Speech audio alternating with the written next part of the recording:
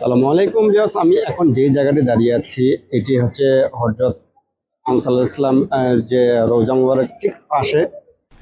পাশে রয়েছে হজরত আবু বকর আলাইসাল্লামের মসজিদ। আমরা আজকে এই আবু বকর আলাইসাল্লাম মসজিদ সম্বন্ধে, ইতিহাস সম্বন্ধে জানবো।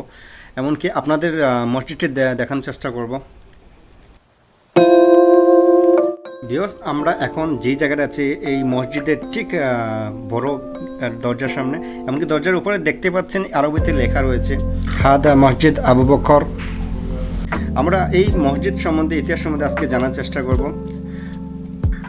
এই মসজিদটি আসলে এক বড় গম্বুজ এমনকি একটি মিনার দ্বারা অবস্থিত। এই মসজিদটির চারিপাশটা আমি দেখানোর চেষ্টা করব এই মসজিদটি কেমন, এমনকি অনেক প্রাচীন একটি মসজিদ। এই মসজিদের নামকরণ হয়েছে হযরত আবু বকর আলাইহিসসালামের মসজিদ হিসাবে।